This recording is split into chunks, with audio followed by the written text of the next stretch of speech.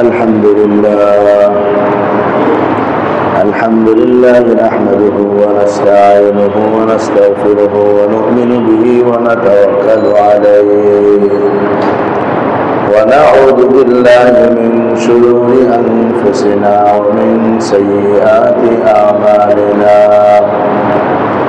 من يهده الله فلا مضل له ومن يضلله فلا هادي له ونشهد أن لا إله إلا الله وحده لا شريك له ونشهد أن سيدنا ونبينا ومولانا محمدا عبده ورسوله صلى الله تعالى عليه وعلى آله وأصحابه وبارك وسلم تسليما كثيرا أما بعد فأعوذ بالله من الشيطان الرجيم بسم الله الرحمن الرحيم يا أيها الذين آمنوا كتب عليكم الصيام كما كتب على الذين من قبلكم لعلكم تتقون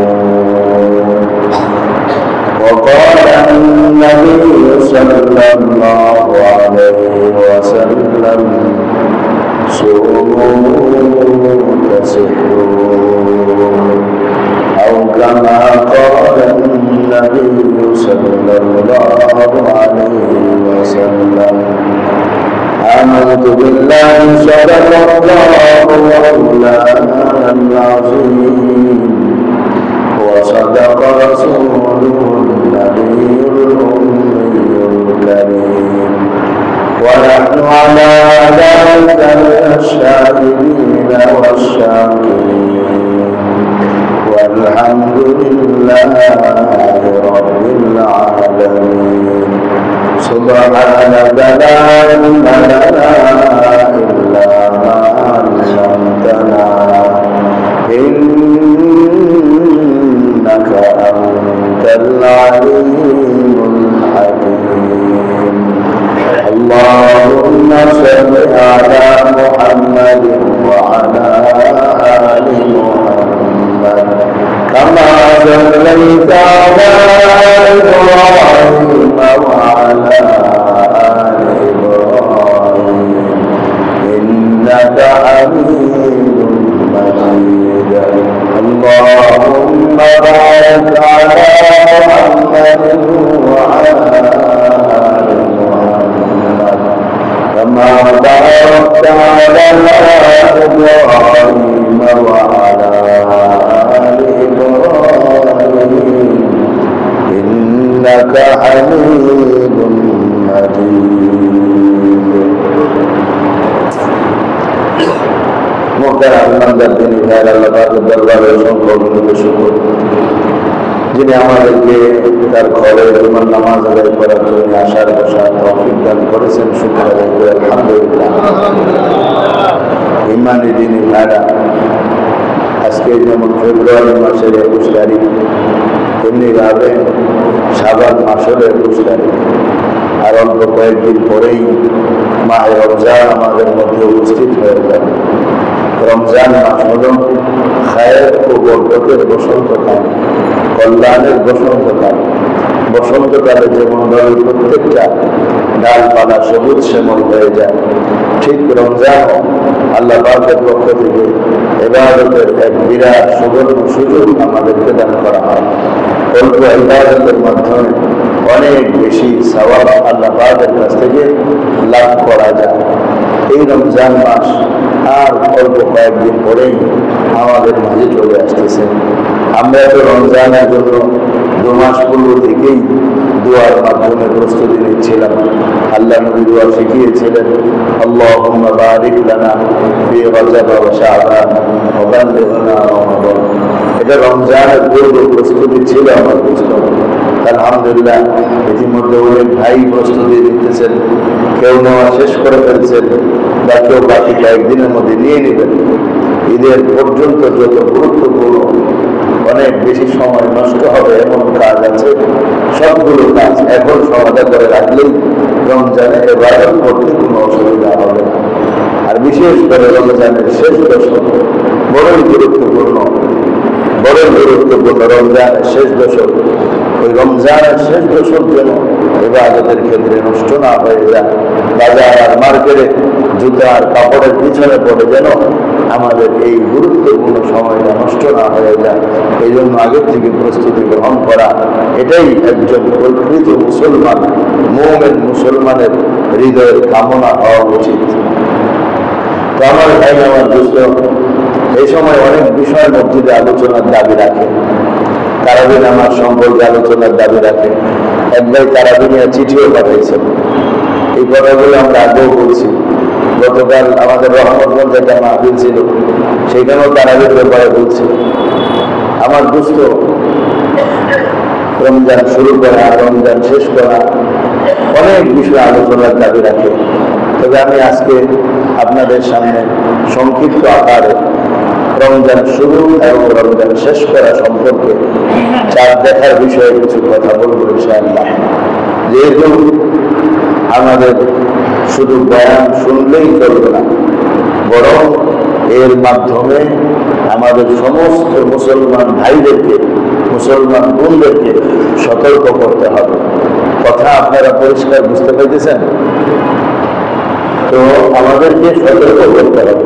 এই জন্য শুধু নিজেরা শুনছি একবার, আবার শুনবো কেন? এখনো তো মুখস্থ হয়নি। আমার কথা হলে আমাদের ছাত্রা মসজিদের মুসল্লিদের এটা মুখস্থ হয়ে যেতে হবে। এবং আমি যদি এখান থেকে আপনাদের কানে, আপনাদের সঙ্গে পেশ করি, আপনারা আপনাদের জায়গা থেকে যার যার বাড়িতে, গ্রামে, আত্মীয় স্বজনের বাড়িতে এটা পৌঁছায় দিতে হবে। আলহামদুলিল্লাহ, অতীতের অনেক বই, অনেক ব্যানার, অনেক পোস্টার আপনারা বিভিন্ন জায়গায় পৌঁছে দিয়েছেন। কোথায় কোথায় যে পৌঁছে গেছে এটা আমরা একজনও বলতে পারি না। অনেক সময় দূর দূরান্তে সফর করলে দেখা যায় যে এখানে একটা পোস্টার লেগে দিয়েছে। কি ব্যাপার, কোথার থেকে আসলো খুঁজে পড়ে পাওয়া যায়, হয় লালবাগ মাদ্রাসার ছাত্র নিয়ে গেছে, অথবা ছাত্রা মসজিদের কোনো মুসল্লিকে নিয়ে গেছে। এমন এমন জায়গায় এবার যাওয়া হয়েছে যেখানে গিয়ে আমি আশ্চর্য হয়ে গেছি, ছাত্রা মসজিদের মুসল্লি আশ্চর্য হয়ে গেছে। পাবনা একজন আমরা এক মাহফিলে গিয়েছিলাম, সেখান থেকে এক মাদ্রাসার শিক্ষক যিনি আমাকে নিয়ে গেছেন তাকে বলে দিয়েছেন, যেহেতু ঢাকা থেকে হুজুর আসবে, আমাদের মাদ্রাসা একটু নিয়ে আসেন। গ্রামগঞ্জের মাদ্রাসা সব হুজুরকে আমরা আনতেও পারি না, আপনি একটু নিয়ে আসেন। তারটা পাবনার এক জায়গায় আমরা গেলাম। তো এখানে যাওয়ার পর আমি মাদ্রাসার ভিতরে যখন প্রবেশ করছি, তো মাদ্রাসার প্রিন্সিপাল সাহেব, ওই এলাকার যিনি ঢাকায় থাকেন, মানে আমাদের ছাপড়া মসজিদের মুসল্লি, ভালো সরকারি চাকরিজীবী, ওনাকে বলছেন ঢাকা থেকে একজন মেহমান আসছে, একটু দেখা করে যান। উনি বলছেন আমি তো এখনই ঢাকা চলে যাব, সময় নেই। তারপর আচ্ছা, ঢাকা থেকে আসছে তো দেখা করেই যাই। উনি দেখা করতে এসে বললেন, আপনি আমাদের খলিফ সাহেব না, আপনি এখানে কি বলবেন? আমার বাড়িতে এখানে। অনিচ্ছা সত্ত্বেও আপনার সাথে দেখা হয়ে গেল। যাই হোক, এই জন্য আলহামদুলিল্লাহ আমি আনন্দিত আপনারা সারা দেশের মানুষ এখানে আছেন। কিন্তু যদি আমরা একটু হিম্মত করি, একটু সাহস করি যে না, আমি এখানের কাজটা অন্য জায়গায়, আমার জায়গায় আমি পৌঁছে দেব, আমি এখানের কাজ আমার জায়গায় পৌঁছে দেবো, বা এটা তো আমাদের কাজ না, এটা ছাত্র মসজিদের কাজ না, বা এটা আমি জীবনের কোনো কাজ না। আমি যে কাজটা আপনাদের সামনে পেশ করি, নিঃসন্দেহে সেটা ইসলামের কাজ, দ্বীনের কাজ, আল্লাহ আল্লাহ রসুলের কাজ। তো আমাদের তো উচিত আল্লাহ আল্লাহ রসুলের কোনো কাজ যখন পৌঁছে দেওয়ার জন্য আসে, সেটা আমরা পৌঁছে দেবো। কি বলেন ইনশাআল্লাহ? একটা তো হলো মুখস্থ করে তারপরে পৌঁছায় দেওয়া। যেমন নবীজি বলছেন, বাল্লিগু আন্নী ওয়ালাউ আয়া, আমার পক্ষ থেকে একটা বাণী পেলেও তুমি পৌঁছে দাও। এটা আপনি শিখে পৌঁছে দিতে হবে। এখন শিখানো এটাও একটা গুরুত্বপূর্ণ কাজ। আর সব বিষয় শিখাও তো মুশকিল হয়ে যায়। এজন্য কিছু বিষয় লিখিত আকারে, কিছু বিষয় পোস্টার আকারে, কিছু বিষয় ব্যানার আকারে আমি আপনাদের কাছে পৌঁছায় দিতেছি। আলহামদুলিল্লাহ, আমরাও যদি এই কাজটুকু আমাদের গ্রামে, আমাদের অঞ্চলে, আমাদের বাড়ির মসজিদ সমূহে পৌঁছে দেই, তাইলেও আশা করা যায় এই হাদিসের উপর আমাদের আমল হয়ে যাবে ইনশাআল্লাহ। একটা হাদিসের উপরে যদি সওয়াবের নিয়তে আমল করে আল্লাহ রসুলকে খুশি করতে পারি, আশা রাখা যায় পরকালে আল্লাহ রসুল আমাদেরকে খুশি রাখার ব্যবস্থা করবেন, আল্লাহ আমাদেরকে খুশি করার ফিকির করবেন ইনশাআল্লাহ। আমার দোস্ত, আমার ভাইরা, আল্লাহ আমাদেরকে দ্বীনের ক্ষেত্রে কাজ করার তৌফিক দান করেন। তারপর আমরা আগের বারে বলেছিলাম রংপুরের হারাগাছার সেই খ্রিস্টানদের দাওয়াতের কার্যক্রম সম্পর্কে। আমাদের মাদ্রাসা থেকে 10 জন ছাত্র ভাই এবং আমাদের চাপড়া মসজিদ থেকে 2 জন মুসল্লি আলহামদুলিল্লাহ হারাগাছার ওই জামাতের মধ্যে শরীক হয়েছিল। আমরা সেখানে গিয়েছিলাম, এরা 10 দিন ছিলাম, 1 দিন ছিলাম। তো ওইখানে আমরা যতটুকু পারছি মানুষকে মেহমানদারির মাধ্যমে একত্রিত করে দীর্ঘ সময় বয়ান এবং নসিহতের মাধ্যমে এই বিষয়টা তাদেরকে সতর্ক করা হয়েছে। এবং ওইখানে যে সমস্ত ওলামায়ে কেরাম আসা যাওয়া করেছেন তাদের হাতে অনেকেই তাওবা করে পুনরায় মুসলমান ধর্মে ফিরে এসেছেন। এটা আমাদের জন্য বড় খুশির সংবাদ। এই জন্য আমার ভাই ওই সমস্ত অঞ্চলগুলোতে আলহামদুলিল্লাহ আমাদের লালবাগ মাদ্রাসায় শুধু একা না, আর অনেক মাদ্রাসার ওলামায়ে কেরাম হক্কানি আলেমরা আমরা কাজ করতেছেন। বাংলাদেশের প্রত্যেক অঞ্চলগুলোতে খ্রিস্টানদের মিশনারি বিভিন্ন ব্যাপক দাওয়াতি কার্যক্রম শুরু হয়ে গেছে। লক্ষ লক্ষ টাকা তারা খরচ করতেছে মানুষদেরকে বিধর্মী বানানোর জন্য। আমরা যদি মুসলমান হয়ে চুপচাপ বসে থাকি, এটা আমাদের নবীর উম্মতের হক আদায় হবে না। আমাদের নবীর উম্মত হওয়ার হক তো এটাই, আমাদের নবী যেরকম মানুষের কাছে কাছে বারে বারে গিয়েছেন, দাওয়াত দিয়েছেন, আমাদের মানুষের কাছে গিয়ে গিয়ে দ্বীনের দাওয়াত দেওয়া দরকার কি দরকার না ভাই? রাজি আছি না ইনশাআল্লাহ? আল্লাহ আমাদের তৌফিক দান করেন। এই অঞ্চলগুলোকে আমাদের আরো মেহনত করতে হবে। দিনাজপুর আছে, পার্বত্য চট্টগ্রাম আছে, আরো বহু জায়গা রয়ে গেছে, কুড়িগ্রাম, বেলবাগাড়ি, লালমনিরহাট, আর অনেক জায়গায় আছে সমস্ত কার্যক্রম চলতেছে। আল্লাহ আমাদের যাদেরকে দ্বীন দান করেছেন, যাদেরকে আল্লাহ ধন দান করেছেন, যাদেরকে আল্লাহ দ্বীনি ইলম দান করেছেন, যাদেরকে আল্লাহ দুনিয়ার পয়সাও দান করেছেন, এই 2 গ্রুপের সমন্বয়ে যদি আমরা আলহামদুলিল্লাহ কাজ করি, আশা করা যায় ইসলাম টিকে থাকবে, আমরাও টিকে থাকবো ইনশাআল্লাহ। আর যদি আমরা কাজ না করি, ইসলাম টিকে থাকা প্রশ্নবিদ্ধ হয়ে যাবে। আর ইসলাম যদি না থাকে, আমাদের মুসলমানদের অস্তিত্ব কিভাবে বাকি থাকবে? তখন আমিও আমার জায়গায় শান্তিতে থাকতে পারবো না। আমার ভাই, আল্লাহ আমাদেরকে তৌফিক দান করে। এত সব ফিতনা ফাসাদের ভিতর দিয়ে আমাদের ভিতরে কত ধরনের ফিতনা ফাসাদ, মতামত, মতবিরোধ একের পর এক চলমান। এই জন্য আমার দোস্ত, আমাদের সাবধান হওয়া দরকার, জ্ঞান অর্জন করা দরকার, দ্বীনের জ্ঞান অর্জন করা দরকার। দুনিয়ার কত জ্ঞান আমাদের মধ্যে আছে, দ্বীনের জ্ঞানের অভাব আমাদের মধ্যে। দ্বীনের জ্ঞান অর্জন করতে হলে সত্যিকারের আলেমে হক্কানির কাছে দ্বীন শিখতে হবে। কার কাছে শিখতে হবে ভাই?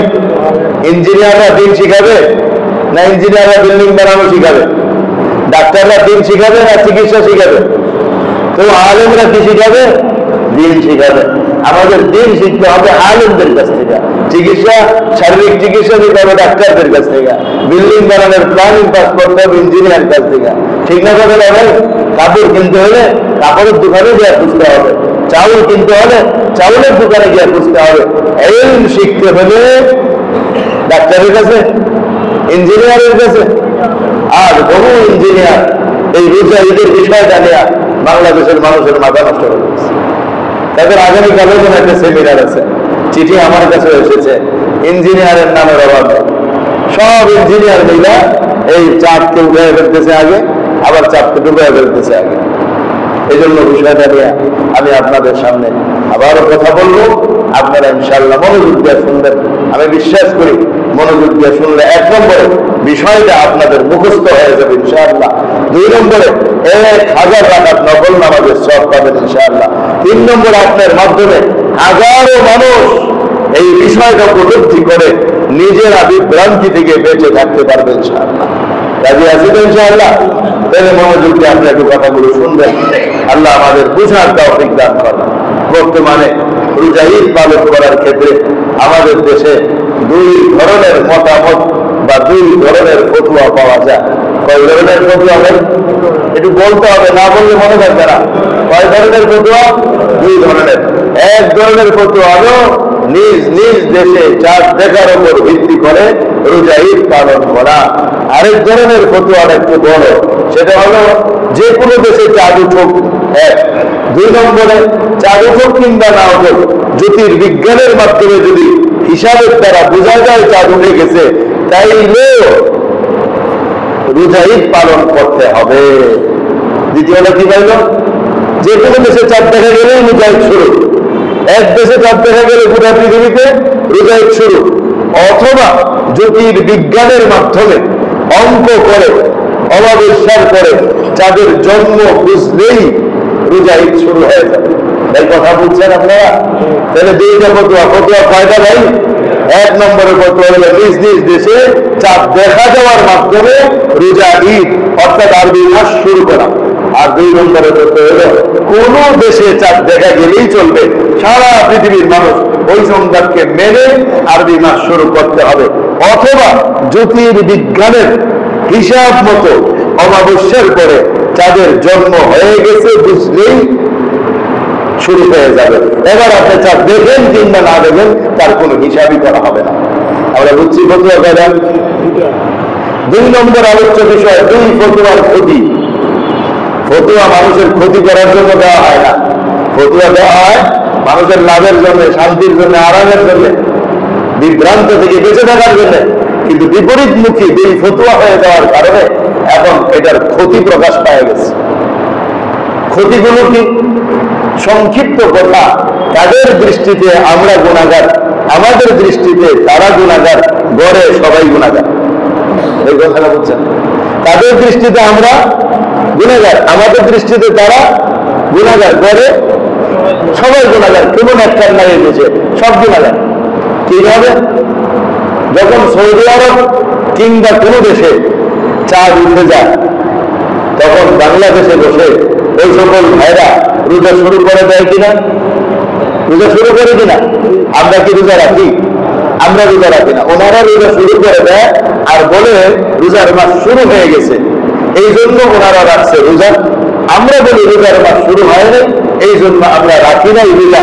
ফলে তারা মনে করে বাংলাদেশে আজকে রমজানের 1 তারিখ, আমরা মনে করি বাংলাদেশে আগের মাসের শেষ তারিখ। ফলে তারা এই দিনটাকেই রোজার দিন মনে করে, আমরা এই দিনটাকে এখনো রোজার দিন শুরু হয় নাই মনে করি। তো রোজার দিনে তারা রোজা রাখছে মনে করা, তারা নেককার। আর রোজার দিনে আমরা রোজা রাখি নাই মনে করা, আমাদেরকে তারা বলে গুনাহগার। বুঝছেন? আবার আমরা পাল্টা কি বলুন, যে রোজার মাসটা শুরু হয় নাই, এখন এই রোজা শুরু না হইতে তোমরা নিজেরা রোজার মাস বানায় রোজা রাখা শুরু করছো। তোমরা মাস আসার আগেই রোজা শুরু করে দেওয়ার কারণে তোমাদের রোজা হবে না, আর উল্টা গুনাহ হবে। কথাটা বুঝে আসছে? কারণ তাদেরও দলিল আছে, আমাদেরও দলিল আছে। যদিও তারা একটা ভুলের উপর আয়াতকে দলিল বানাইছে, কারণ তারা বলতেছে আজকে রোজার মাস, অরিজিনালি আজকে রোজার মাস শুরু হয় নাই, কিন্তু তার দাবি রোজার মাস হয়ে গেছে। আমাদের দাবি রোজার মাস হয় নাই, তারা রোজা রাখছে, আমরা রাখি নাই। তারা মনে করে আমরা গুনাহগার, আমরা মনে করি তোমরা গুনাহগার। এবার আছেন রোজার মাসের শেষে, যেদিন সৌদি আরব রমজানের ঈদের চাঁদ উঠে, ঈদের চাঁদ, বলে তারা বাংলাদেশে ঈদ করে কিনা? আমরা ঈদ করি সেদিন। আমরা মনে করি আজকে রোজার দিন, ওরা মনে করে আজকে ঈদের দিন। একই দিন একই জায়গায় রোজা এবং ঈদ একত্রে হয় কিভাবে? এই কারণে তারা মনে করে আজকে ঈদের দিন, আমরা ঈদ করতেছি, তোমরা ঈদের দিনে রোজা রেখে কবিরা গুনাহ করতেছ। আর আমরা মনে করতে আজকে রোজার দিন, আমরা রোজা রেখে ভালো কাজ করতেছি, তোমরা রোজার দিনে ঈদ করে কবিরা গুনাহ করতেছ। বিষয়টা এমন কিনা? এমনই তো বিষয়টা। কুরবানি ঈদের দিনে আসেন, যেদিন সৌদি আরব কোরবানির দিন হয়, এরা বাংলাদেশে রোজা করে কিনা? যেদিন সৌদিতে কোরবানি ঈদ হয়, ওই দিন তারা বাংলাদেশে কোরবানি করে, আমরা কিন্তু কোরবানি করি না, করি? আচ্ছা বলেন তো দেখি, ওই দিন যেদিন তারা বাংলাদেশে সৌদির সাথে তাল মিলায় কোরবানি করে, ওই দিন জিলহজ মাসের কত তারিখ হয়? কয় তারিখ হয়? হ্যাঁ, 9 তারিখ হয়। কারণ জিলহজের 10 তারিখ হলো কুরবানি, এরা 9 তারিখে কুরবানি করে, অথচ 9 তারিখ কুরবানির দিন না, 10 তারিখ কুরবানির দিন। তাহলে আমাদের দৃষ্টিতে তাদের কুরবানিটা কি সঠিক হয়? সম্পূর্ণ ভুল হয়। গরু খাওয়া কুরবানি হয়, এটা অরিজিনালি কোনো কুরবানি হয় না। আবার আমরা যেদিন কুরবানি করি তাদের দৃষ্টিতে সেটা কত তারিখ পড়ে? 11 তারিখ পড়ে। কত তারিখ পড়ে? আচ্ছা, জিলহজের 11 তারিখে কুরবানি করলে হয় কিনা? সবার মতো হয়, কারণ বড় কতদিন থাকে? 10, 11, 12। তাহলে দেখেন, আবার ক্ষতিটা দেখেন, তাদের দৃষ্টিতে আমরা গুনাহগার, আমাদের দৃষ্টিতে তারা গুনাহগার করে, সবাই গুনাহগার। আচ্ছা, রমজান মাস কি গুনাহগার বানানোর জন্য আছে? আবার রমজান মাস কি আমাদের গুনাহগার বানানোর জন্য যায়? রমজান আসে আমাদের গুনাহমুক্ত করার জন্য, যায় রমজান গুনাহমুক্ত করার জন্য। এখন এই উল্টা পাল্টা হওয়ার কারণে তারা মনে করে আমরা সব গুনাহগার, আমরা মনে করি তারা সব গুনাহগার। তাইলে নেককার আর খুঁজে পাওয়া যায় না, দুনিয়াতে সবাই গুনাহগার। তো বলেন তো দেখি, নেককার কে? যে রোজা রাখে না সেই তো নেককার না? যে রোজাই রাখে না সেই তো নেককার, কারণ ও তো আগেও রাখে না, পরেও রাখে না। আর আমরা রোজা রেখে গুণা করি, ওরাও রোজা রেখে গুণা, যে রোজাই রাখে না সেই নেককার হবে? এটা তো হইতে পারে না। নিঃসন্দেহে আমাদের এই দুই দলের মধ্যে একদল ঠিক থাকবে, আরেক দল ভুল হবে। দুই দল একসাথে ঠিক হতে পারে? যদি দুই দল একসাথে ঠিক হয় তাহলে ঈদের দিনে রোজা এবং ঈদ একত্রিত হতে হবে। এটা যেমন অসম্ভব, দুই দল একসাথে ঠিক হওয়াও অসম্ভব। এখন কারা ঠিক কারা ভুল, আলোচ্য বিষয় কারা ঠিক কারা ভুল। এই কথাটা যদি আমি আপনি বলতে যাই তাহলে আমাকে আপনাকে বলতে হবে এই কথাটা কে ঠিক কে ভুল। এই কথাটা যদি বলতে গেলে জিজ্ঞেস করেন আপনি আমাদের লালবাগ, আজিমপুর, রহমানিয়া বড় বড় মাদ্রাসার কাছে গিয়ে, তাহলে ওনারা বলবেন কি আমরা ঠিক। কি বলবেন ভাই? বলেন না, কি বলবেন? আর যারা এই কাজ করে তাদেরকে যদি জিজ্ঞেস করেন তারা কি বলবে? আমরা ঠিক। ঠিক না? আমরাও বলবো আমরা ঠিক, ওরাও বলবে আমরা ঠিক। এবং মাঝখানে আপনারা যারা আছেন আপনারা কি বলবেন? আপনারা বলবেন এই হুজুর বলে এই হুজুর ঠিক, ওই হুজুর বলে ওই হুজুর ঠিক। এটা আসলেই কে ঠিক? এটা প্রশ্ন হয় কি হয় না? এই জন্য আমি সাধারণ মুসলমানের কথাটা এটাই বানাইছি, এই হুজুর বলে এই কথা, ওই হুজুর বলে ওই কথা, আমরা মানবো কোন কথা? এটাই কিন্তু সাধারণ মুসলমানদের কথা। কারণ আলেমদের মধ্যে যদি ভিন্ন কথা বের হয় তাহলে মুসলমানদের জন্য বিপদ। এই কথাটা বোঝার জন্য আমরা একটা চিত্র, একটা নকশা আগেও দেখিয়েছি, আগে সেটা আমরা দেখাবো ইনশাআল্লাহ।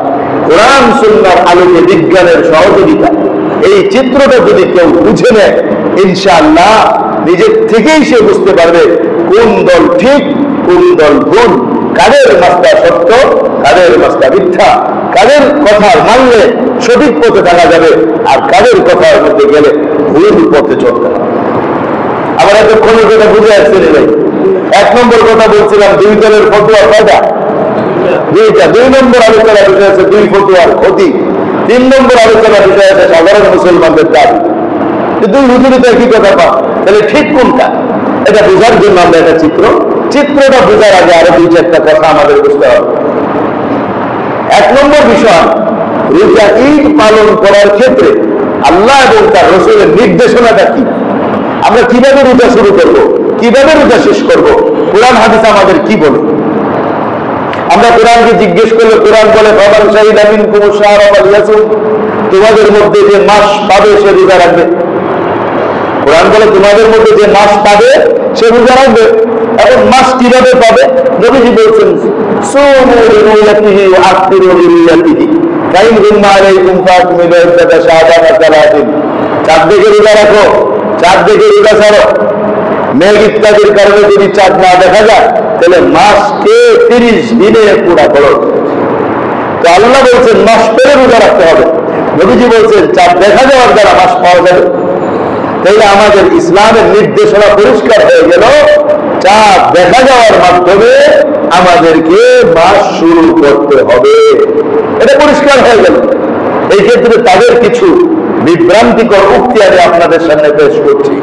কোরআনুল কারীমের যে আয়াত ফামান শাহিদা মিনকুম আশ-শাহরা ফালইয়াসুম, যে মাস পায় সে রোজা রাখবে। এই আয়াতের অপব্যাখ্যা করে তারা কোরআন শরীফ বানায় ফেলছে, ওটার নাম হলো স্বচ্ছ অনুবাদ। আমার কাছে মাদ্রাসা এটা আছে, স্বচ্ছ অনুবাদ। এটার ভিতরে তারা কোরআনের এই আয়াতের ভুল তর্জমা, ভুল অর্থ করে দিয়েছে। শাহিদা মিনকুম শাহরের অর্থ দিয়েছে তারা সাক্ষ্য পাওয়া, এখানে তর্জমা করেছে যে সাক্ষ্য পাবে সে রোজা রাখবে, অথচ এটার অর্থ সাক্ষ্য পাওয়া না, এটার অর্থ হলো মাস পাওয়া। মাস পাওয়া, সাক্ষ্য দেওয়া না, এটার অর্থ হলো মাস পাওয়া। আমার দোস্ত 1400 বছর যাবৎ সাহাবাদের যুগ থেকে এই পর্যন্ত এই অর্থ আমরা বুঝে আসছি, আমাদের বড়রা শিখে আসছে।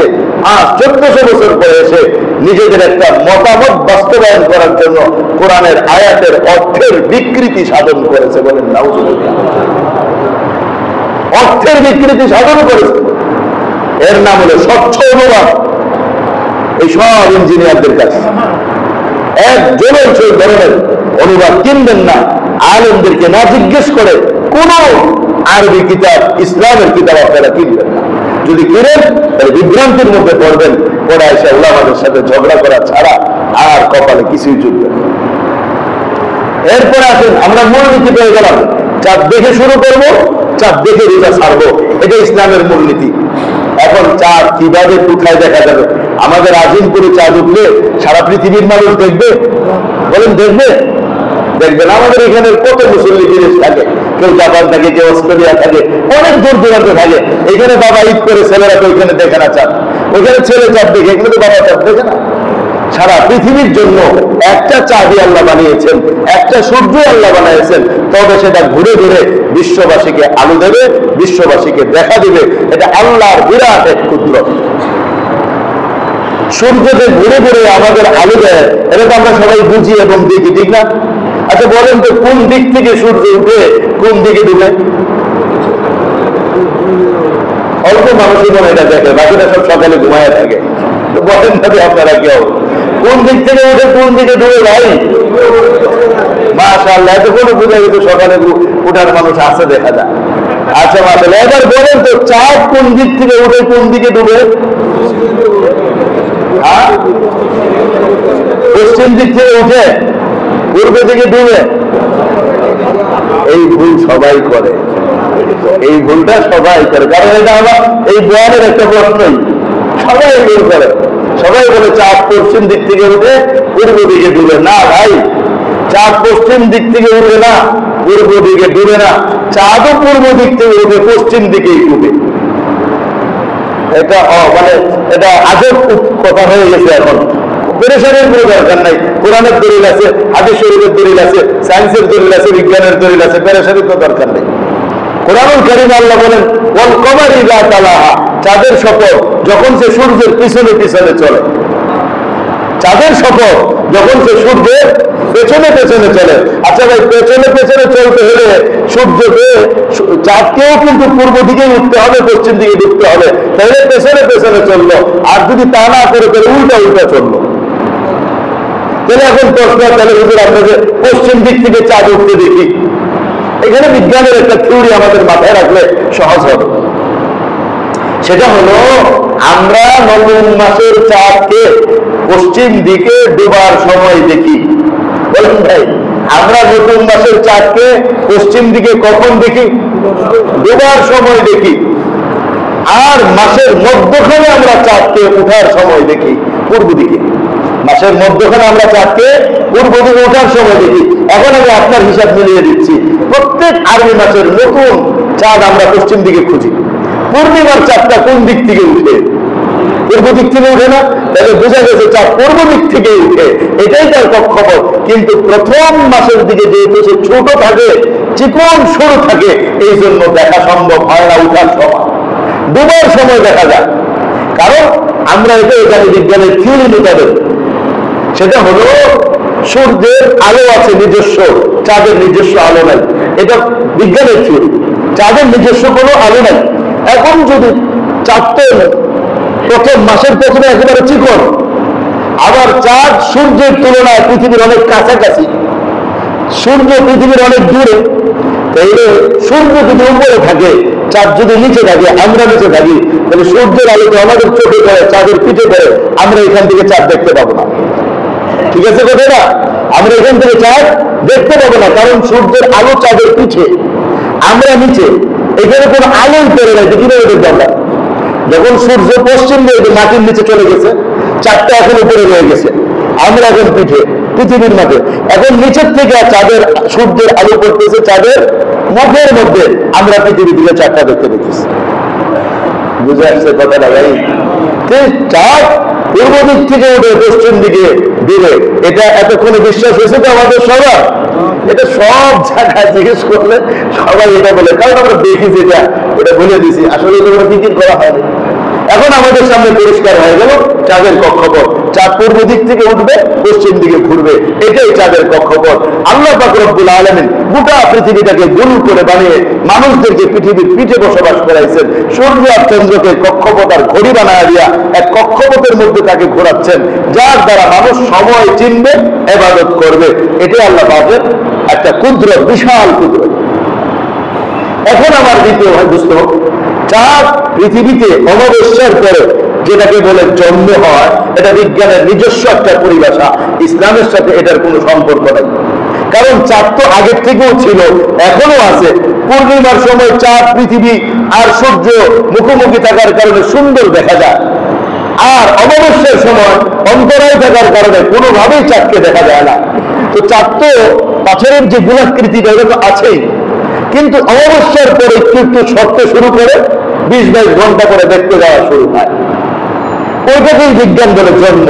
তো জন্ম মৃত্যু চাঁদের আসলে এখানে কিছু নাই, এটা বিজ্ঞানের একটা পরিভাষা, আমাদের মানলেও কোনো সমস্যা নেই। আমাদের কথা হলো, যখন চাঁদ দৃশ্যমান হবে তখন থেকেই মাসের গণনা হবে। বিদ্যমান তো সবসময় আছে, 12 মাসই চাঁদ বিদ্যমান, কিন্তু ইসলামের মূলনীতি হচ্ছে রোজা ঈদ পালনের ক্ষেত্রে চাঁদের বিদ্যমান থাকা নয়, দৃশ্যমান হওয়া। ভাই কি হওয়া? কি থাকা নয়? এই জায়গাটার মধ্যে এরা বিভ্রান্তি সৃষ্টি করে যে না, বিদ্যমান, অমাবস্যার পরে জন্ম হলেই তো মাস শুরু। আর এরাই অমাবস্যার পরে জন্ম বলতে তো কিছু নাই, চাঁদ তো আগের থেকেই আছে, থাকবে চাঁদ কিয়ামত পর্যন্ত, এর আগে চাঁদ ধ্বংস হবে না। কিন্তু আল্লাহ নবী বলছেন দৃশ্যমান হতে হবে, সুতরাং দৃশ্যমান হলেই হিসাব শুরু। এবার আসেন, চাঁদ কোন দেশে আগে দেখা যায়?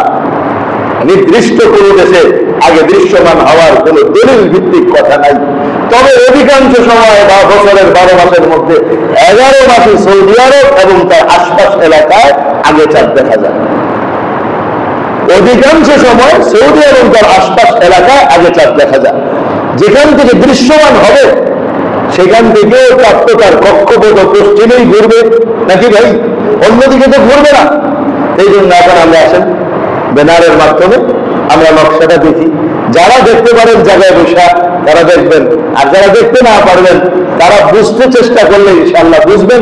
এবং নামাজের পরে একটা বই, একটা ব্যানার দাওয়াতের নিয়তে আপনারা নিয়ে নিজেরা প্রথমে পড়বেন, এরপরে গ্রাম বাংলার যেখানে ইচ্ছা সেখানে এটাকে পাঠাইয়া দিবেন দাওয়াতের নিয়তে। আল্লাহ আমাদেরকে কবুল করেন। এখন ব্যানারটা আমরা দেখি যে কিভাবে চাঁদ ওঠানামা করে ডুবা করে। আমি বড় ব্যানার বানাইতে চেয়েছিলাম, কিন্তু সময়ের স্বল্পতার কারণে করা সম্ভব হয় নাই। যতটুকু হয়েছে এটা ইনশাআল্লাহ আশা করি কিছু ভাই দেখলে বুঝবেন ইনশাআল্লাহ।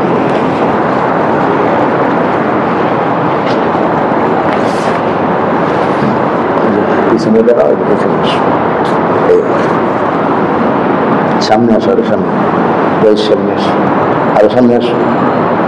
আপনার একটু পিছিয়ে গেলে মনে ভালো হয়। এমনি ধরুন না, মোটামুটি যেখানে দেখা যায় আপনি একটু খেয়াল করেন ইনশাআল্লাহ।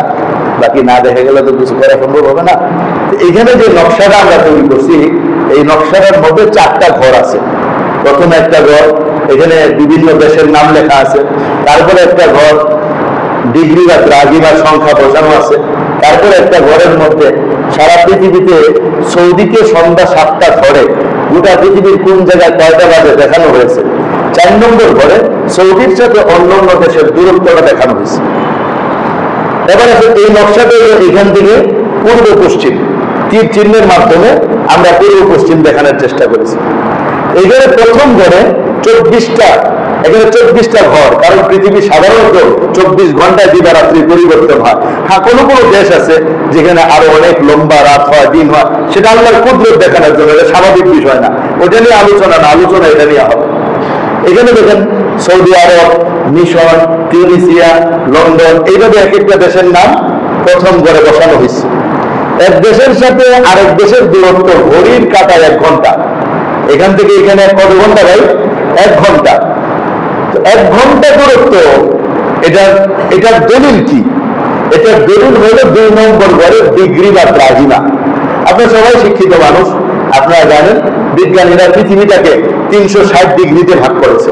360 ডিগ্রি পূর্ব, 360 ডিগ্রি পশ্চিম, 180 ডিগ্রি পূর্ব, 180 ডিগ্রি পশ্চিম, এভাবে 360 ডিগ্রিতে তারা ভাগ করেছেন। সূর্যের আলো 1 ডিগ্রি অতিক্রম করতে 4 মিনিট লাগে। কত মিনিট ভাই? 4 15 60 মিনিট। 60 মিনিটে 1 ঘন্টা।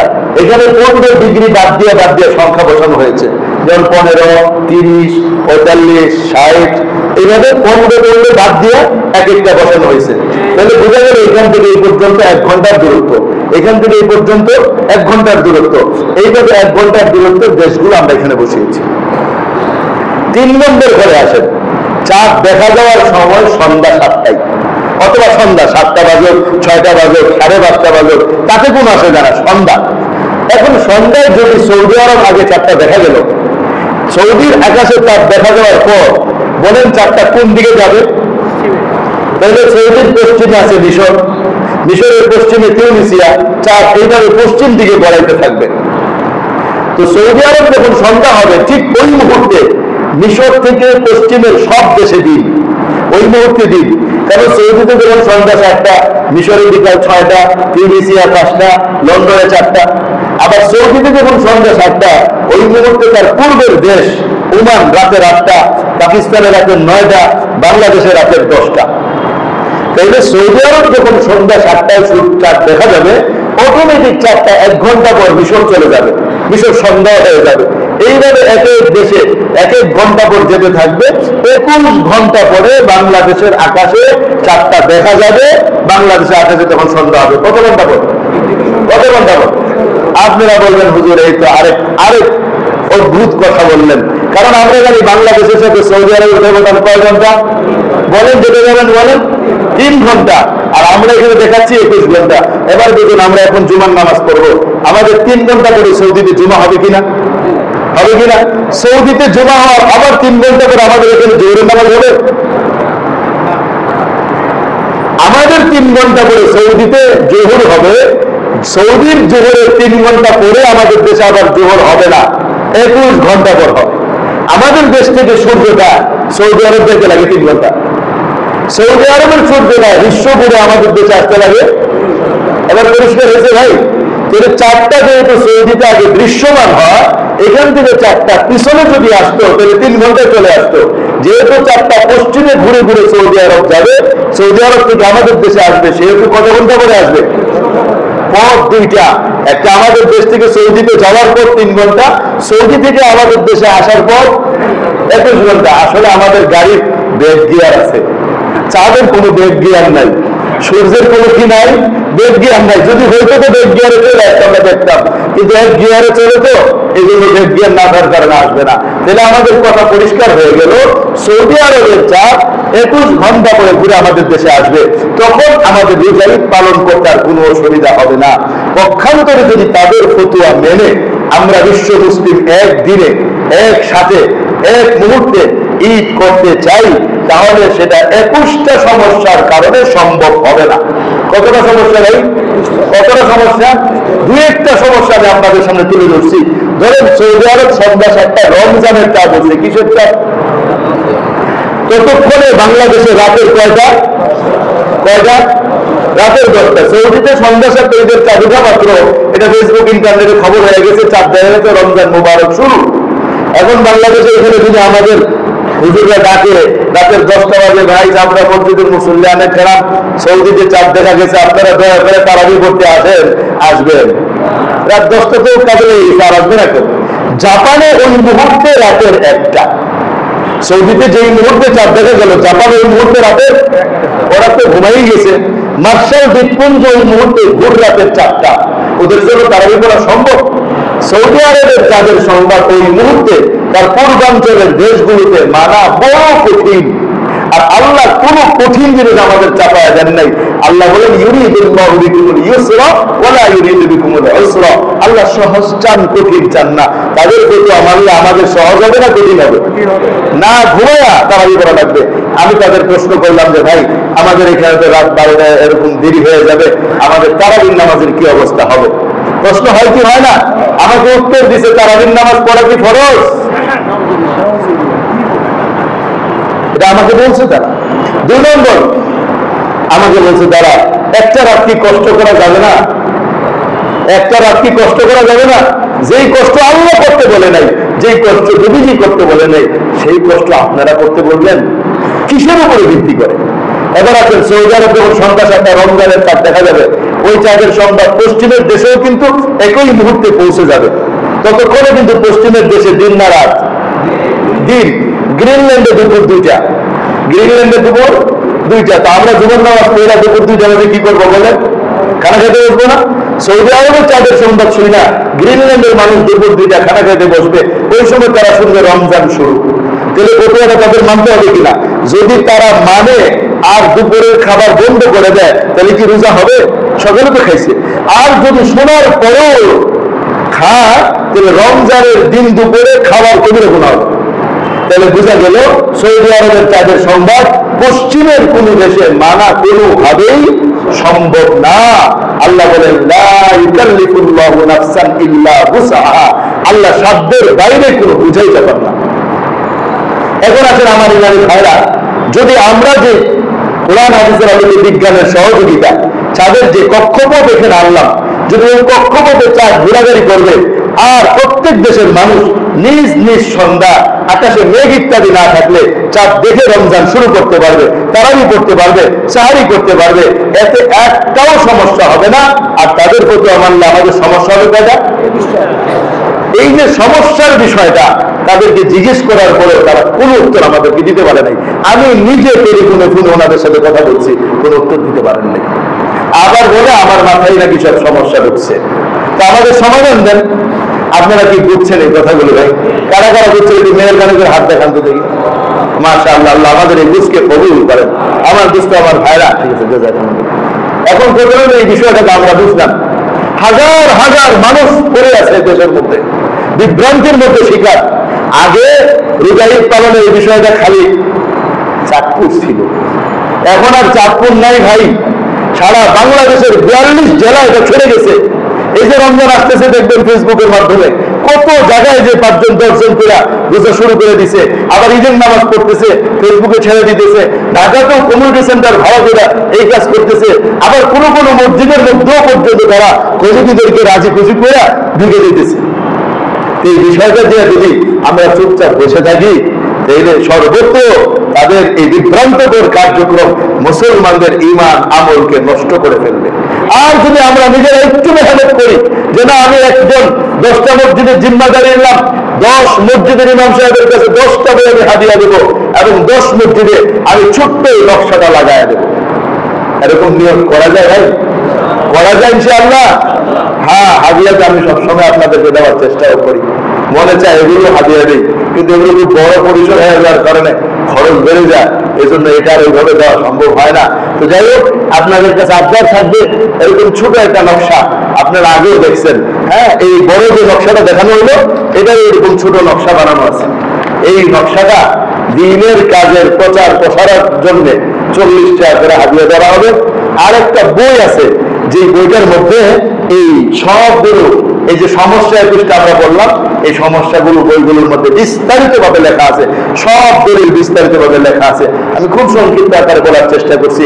আলহামদুলিল্লাহ, আমার বিশ্বাস যদি আপনারা একটু মেহনত করে এইটা মসজিদের ইমাম সাহেব এবং মসজিদের মধ্যে একটু পৌঁছানোর ব্যবস্থা করেন, ইনশাআল্লাহ আস্তে আস্তে আমাদের ঐক্যবদ্ধ প্রয়াসের মাধ্যমে সমস্ত ফিতনা, সমস্ত বিভ্রান্তি, সমস্ত পেরেশানি আস্তে আস্তে মানুষের মন থেকে, হৃদয় থেকে বেরিয়ে যাবে ইনশাআল্লাহ।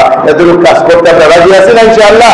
আল্লাহ পাক আমাদের আমাদের সবাইকে তৌফিক দান করেন। ভাই কাজ আমাদেরকে করে যেতে হবে, কেউ ভালো বলুক আর মন্দ বলুক, কেউ সাপোর্ট দেখ আর না দেখ, দিনকে নিয়ে আমাদের হক পথে আগায় যেতে হবে। আমরা যদি আগায় যাই, সাহায্য দুনিয়ার কেউ না করুক, আল্লাহ তাআলা অবশ্যই করবে, দুনিয়াতেও করবেন, পরকালেও করবেন। আরে ভাই দুনিয়ার সাহায্যের তুলনা পরকালের সাহায্যই তো সবচেয়ে বড়। হ্যাঁ, কাউকে যদি আল্লাহ পরকালে সাহায্য করেন, তাকে মাফ করে দেন, নবীজি যদি তাকে আপন বানায় সুপারিশ করে দেন, ইনশাআল্লাহ সেদিনের সফলতাই সফলতা, সেদিনের বিজয়ী বিজয়। আল্লাহ পাক রব্বুল আলামিন আমাদের সব ভাইকে দ্বীনের জন্য ইখলাসের সাথে কাজ করার, কাজগুলো বুঝার, উম্মার কাছে পৌঁছে যাওয়ার তৌফিক দান করেন।